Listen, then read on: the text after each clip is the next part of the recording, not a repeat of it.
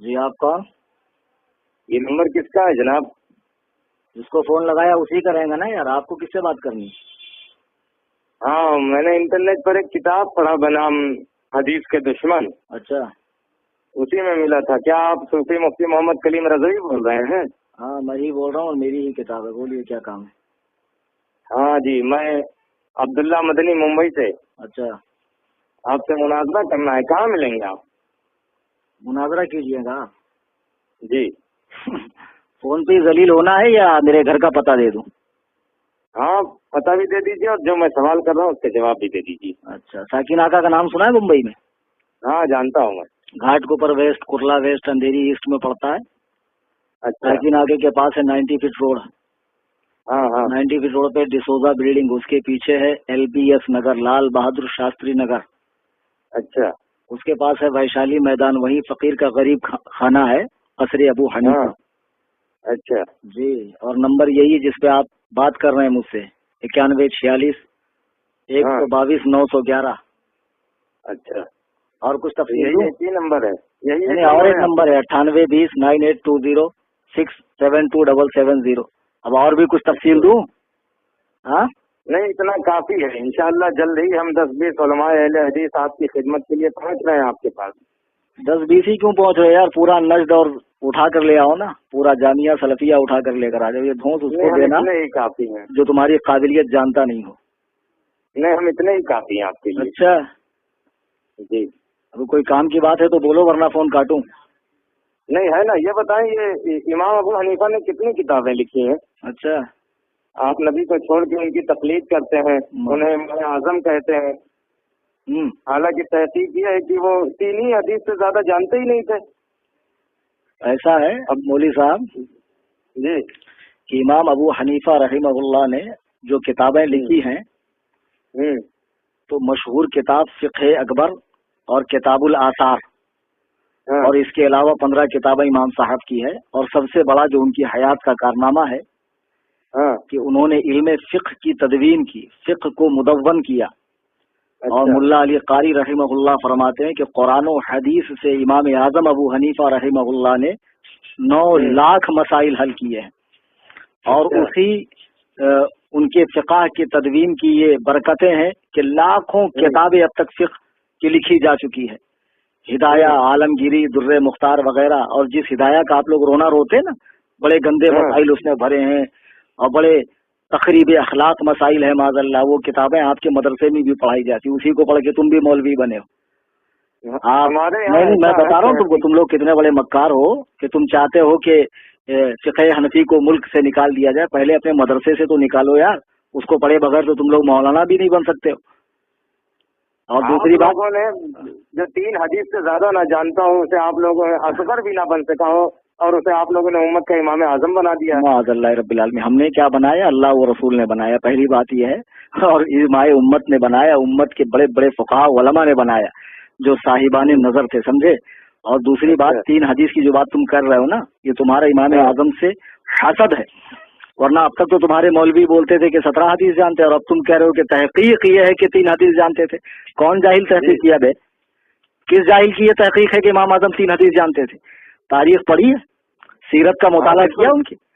ہمارا چھوڑو، علماء احناف کا علامہ حافظ ابن عبد البر مالکی رحمہ اللہ نے 10 جلدوں میں امام اعظم کی شان میں ایک کتاب لکھی ہے، مالکی مذہب سے تعلق رکھتے، اس میں وہ لکھتے ہیں کہ امام اعظم نے بوقت وفات، سن رہے ہیں مولوی صاحب؟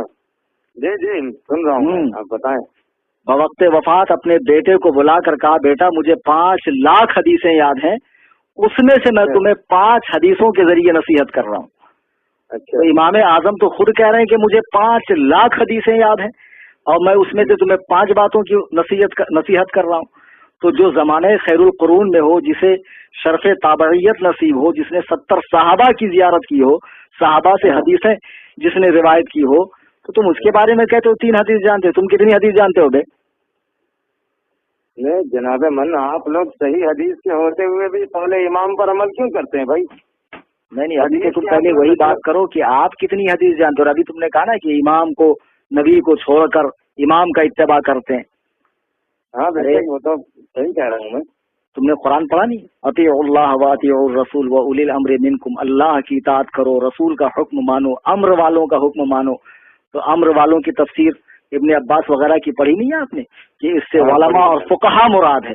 तो अब अगर कोई उलमा और फुकहा की इताअत कर रहा है, कुरान और हदीस को समझने के लिए उनकी तशरीहात के एतबार कर रहा है, तो उसके बारे में ये कहना कि उसने नबी को छोड़ दिया, खुदा को छोड़ दिया। अरे छोड़ता तो तब जब वो उनको कानून साज समझता, वो तो उनको शारह कानून समझ रहा है, शारह कानून समझ के उनका इत्तबा कर रहा है, तो इसमें नबी को छोड़ना कहाँ हुआ? यही भैंसे जैसी अकल में आपके खोपड़ी में अकल है या गोबर भरा हुआ है कि आप माज़अल्लाह इमाम की बात को मानना गोया नबी का मुखालिफ बता रहे हैं उसको, जबकि कुरान इस बात का हुक्म दे रहा है कि अम्र वालों की इताअत करो।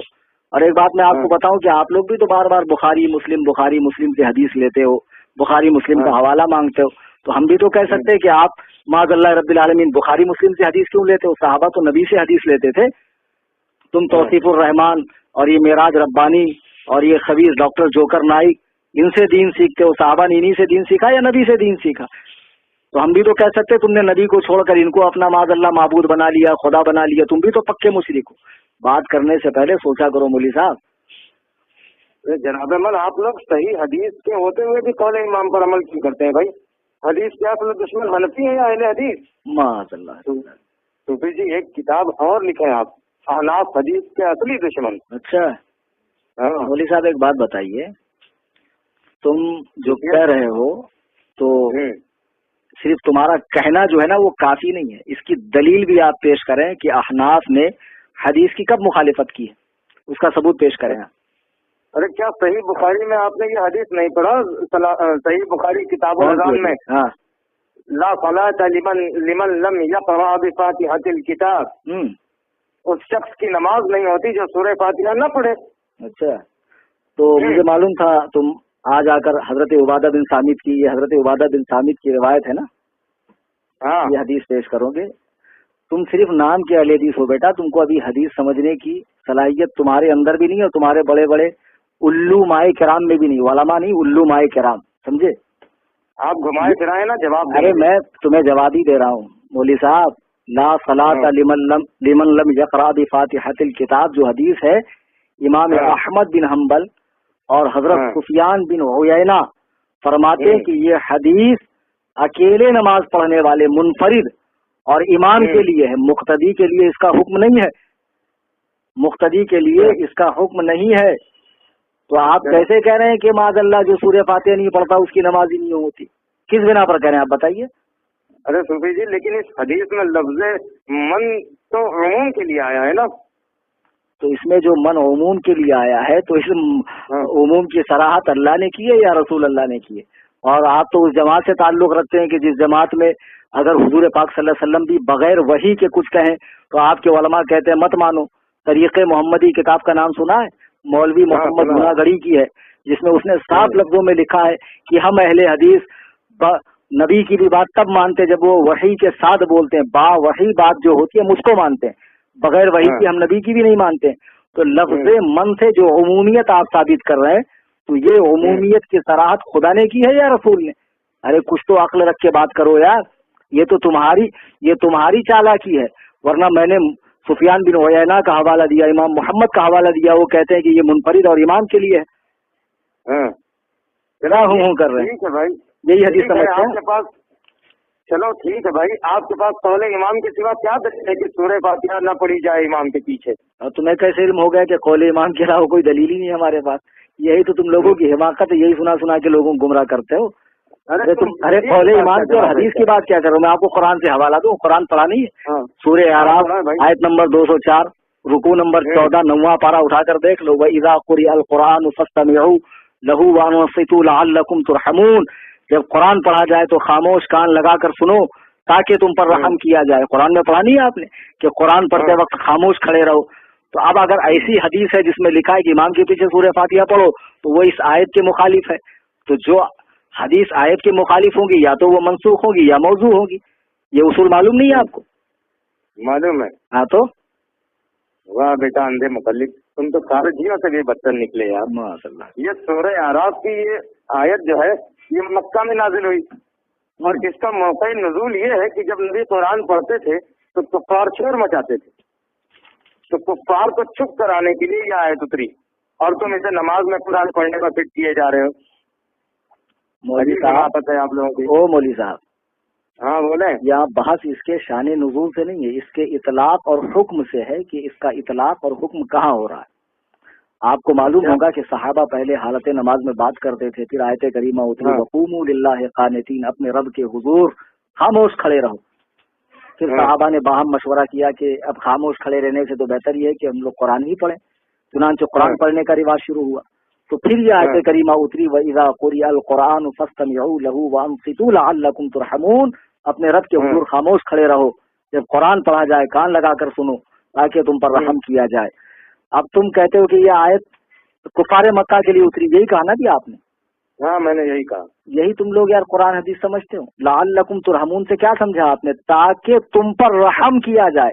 اب ایک بات بتاؤ کہ نبی پاک صلی اللہ علیہ وسلم خانہ کعبہ میں قرآن پڑھ رہے ہیں اور کفار شور مچا رہے ہیں، اگر کفار شور نہ مچاتے تو کیا ان پر رحمت ہوتی ہے اللہ کی؟ اللہ کی رحمت کافر پر ہوتی ہے؟ قرآن پڑھا نہیں، وَنُنَزِّلُ مِنَ الْقُرْآنِ مَا هُوَ شِفَاءٌ وَرَحْمَةٌ لِّلْمُؤْمِنِينَ، ہم نے اس قرآن کو نازل کیا ہے جو شفا ہے اور رحمت ہے مومنوں کے لیے۔ وَلَا يَزِيدُ الظَّالِمِينَ إِلَّا خَسَارًا، اور یہاں ظالم سے جو مراد ہے ظالمین سے وہ کفار ہیں، اور کافروں کا اس میں خسارہ نقصان بڑھتا ہے۔ تو اب مجھے ایک بات بتاؤ، آپ کافر کو سلام کرتے ہیں؟ نہیں بالکل نہیں کرتے بھائی، منع کیا گیا تو کافر کے لیے رحمت تھوڑی ہے، مومن کے لیے بھائی۔ تو لو تم نے خود ہی جواب دے دیا، کافر کے لیے جب رحمت نہیں ہے تو اس آیت میں یہی تو لکھا کہ جو خاموش قرآن سنے اس کے لیے رحمت ہے، تو جب مسلمان خاموش قرآن سنے گا اس کے لیے رحمت ہے، کافر خاموش بھی رہے گا تب بھی اس کے لیے رحمت نہیں۔ اب تم خود ہی کہہ رہے ہو کہ سلام میں رحمت ہے اور کافروں کو نہیں بھیجا جاتا ہے، تو اس آیت میں بھی تو وہی ہے کہ جو خاموش مسلمان قرآن سنے اس پر رحمت ہوگی، سمجھے؟ اور دوسری بات نہیں قرآن کی آیت ہے نا، تو اب آپ تفسیر مدارک اٹھا کر دیکھیں، وہ جمہور الصحابتی وہ جمہور الصحابہ علی انہ فی استماع المؤذن، عام صحابہ کا فرمان یہ ہے کہ یہ آیت کریمہ نماز میں امام کے قرآن پڑھنے کے حوالے سے اتری ہے۔ اس آیت کریمہ کی تفسیر کرتے ہوئے صاحب مدارک لکھتے ہیں کہ جب امام قرآن پڑھتا مقتدی پیچھے پڑھتے تو اس موقع کے لیے آیت اتری۔ اب ہم تفسیر کی مانیں یا تمہاری مانیں؟ چلو مان لیا کہ یہ نماز میں امام کے پیچھے قرآن تم کیا نہیں مانو یار، تمہارے یہاں جو شیخ الحدیث ہوتا ہے نا وہ ہمارے یہاں اس کا داخلہ مکتب میں ہوتا، سمجھے؟ تم لوگ قرآن حدیث بازیچے اطفال نہیں ہے، بچوں کا کھیل نہیں، سمجھے؟ عمریں کھپانی پڑتی تب جا کے یہ توفیق نصیب ہوتی۔ مولوی صاحب مان لیا بھائی، میری بات سنیں، نماز میں امام کے پیچھے قرآن پڑھنے پر منع ہونے کے لیے یہ سورہ آپ نے سنائی مجھے، مگر قرآن مان لیا آپ نے؟ ہاں لیکن میرا سوال آپ دیکھیں نا، سورہ فاتحہ قرآن کہاں ہے؟ کیا صحیح بخاری کتاب کیا کہا سورہ فاتحہ قرآن نہیں ہے؟ ہاں سورہ فاتحہ قرآن نہیں ہے، کہاں ہے قرآن؟ معاذ اللہ، کیا ہے سورہ فاتحہ؟ حدیث ہے کیا؟ کیا صحیح کیا؟ ہاں بالکل حدیث ہے، میرے پاس ثبوت ہے اس کا۔ بخاری کتاب تفسیر میں آپ نے یہ حدیث نہیں پڑھی؟ یتبع المثانی والقرآن العظیم الذی اوتیت، یہی 7 آیتیں اور قرآن ہے جو مجھے عطا فرمائی گئی۔ اچھا سنو مولوی صاحب، ایسا ہے تم تو صرف بخاری کا نام جانتے ہو، الحمدللہ میں بخاری پڑھاتا ہوں، نہ جانے کتنے تم جیسے بخاری پڑھنے والوں کو اب تک میں نے فارغ کر دیا، سمجھے؟ اچھا ہاں، تو یہ جو حدیث آپ پڑھ رہے ہیں نا، یہ حدیث کا آخری حصہ، اور یہ سمجھنے میں بھی آپ کو غلطی ہو رہی۔ یہ کتاب التفسیر میں حضرت ابو سعید بن معلہ کی روایت ہے نا۔ اچھا یہی نا، وہ کہتے ہیں کہ میں مسجد نبوی میں نماز پڑھ رہا تھا کہ رسول اللہ نے مجھے آواز دی، تو میں بعد نماز حاضر ہوا تو حضور نے فرمایا کیا تو نے خدا کا حکم نہیں پڑھا کہ جب اللہ و رسول بلائیں تو فوراً حاضر ہو جا؟ یہی ہے نا؟ ہاں یہی ہے بھائی، یہی ہے۔ ہاں، اللہ و رسول بلائیں تو فوراً حاضر ہو جا۔ پھر اس کے بعد وہ فرماتے ہیں کہ جب میں حاضر ہوا تو حضور نے فرمایا تجھے ایسی صورت نہ بتاؤں جو قرآن کی تمام صورتوں کی سردار ہے، اس سے پہلے کہ تم مسجد سے نکلو۔ پھر آپ نے میرا ہاتھ پکڑ لیا اور مسجد سے تشریف لے جانے لگے، تو میں نے عرض کیا آپ نے نہیں فرمایا تھا کہ ایسی صورت بتاؤں گا جو تمام صورتوں کی سردار ہے؟ تو فرمایا وہ الحمد شریف ہے، وہی سبع المثانی، یہی پڑھا تھا نا آپ نے؟ وہی سبع المثانی، ہاں، والقرآن العظیم الذی اوتیتہ، ہاں، کہ اور یہ 7 آیتیں اور قرآن کریم، یہی سبع مثانی یعنی 7 آیتوں والی سورہ اور قرآن کریم. تو اس کا مطلب آپ کیا سمجھ رہے ہیں کہ سورہ فاتحہ الگ ہے قرآن الگ ہے، یہ مطلب سمجھ رہے ہیں؟ ہاں یہی سمجھ رہے ہیں ہم. لا حول ولا قوت. ایک منٹ مجھے بات بتاؤ، میں نے آپ کو 1 لاکھ روپے دیا اور 5 روپے دیا جی ٹھیک ہے، 1,05,000 روپے میں نے آپ کو دیا. تو آدمی کو معلوم ہے کہ بھائی 1 لاکھ سامنے والا نہ لینے والا بھولتا نہ دینے والا بھولتا، وہ بڑا اماؤنٹ ہے اور راؤنڈ فگر ہے، لیکن 5 روپیہ بھول جائے گا. تو آدمی کہتا ہے میں نے آپ کو 1 لاکھ اور 5,000 دیا جی. تو 1 اور 5 کے بیچ میں اور کو لاتا ہے، چونکہ 5 اس کے دماغ میں اچھے سے بیٹھ جائے کہ 5 مت بھولنا. 1 تو تم نہیں بھولو گے لیکن 5 مت بھولنا. تو نبی فرماتے ہیں 113 صورتیں تو یقیناً قرآن کی ہے، یہ بھی قرآن کی، لیکن ان تمام صورتوں میں اس کا مقام یہ ہے کہ یہ ان صورتوں کی سردار ہے، ان صورتوں کی سردار ہے. یہ فرمانے کا مطلب ہے کہ ہم نے تمہیں قرآن دیا اور 7 آیتیں، یعنی تم قرآن کی 113 صورتوں کو تو نہیں بھولو گے، لیکن اس سب سے پہلی والی صورت کو بھی مت بھولنا جس میں 7 آیتیں ہیں. جیسے میں نے ابھی کہا کہ میں نے آپ کو 1 لاکھ روپے دیا اور 5 روپے، تو 1 لاکھ روپیہ ہوتا ہے، 5 روپیہ روپیہ نہیں ہوتا ہے کیا؟ ارے جیسے 1 لاکھ روپیہ ویسے 5 روپیہ بھی روپیہ ہے. تو جیسے 113 قرآن کی صورتیں ہیں ویسے یہ 7 آیتیں بھی قرآن کی ہے صورتیں ہیں. اور اوپر اسی حدیث میں جو اوپر لکھا ہے نبی نے فرمایا کیا میں تمہیں قرآن کی ایسی صورت نہ بتاؤں، قرآن کی ایسی صورت نہ بتاؤں جو تمام صورتوں کی سردار ہے. تو نبی نے تو خود ہی فرما دیا کہ یہ قرآن کی صورت. اب تم کیسے بول رہے ہو یار کہ یہ قرآن کی صورت نہیں ہے؟ معاذ اللہ رب العالمین. ارے تم نے کیسے کہہ دیا یہ قرآن میں نہیں ہے؟ آپ لوگ یار اندھے مقلد ہو بالکل. آپ یہ قرآن و حدیث ہے سے نظر آتا ہے.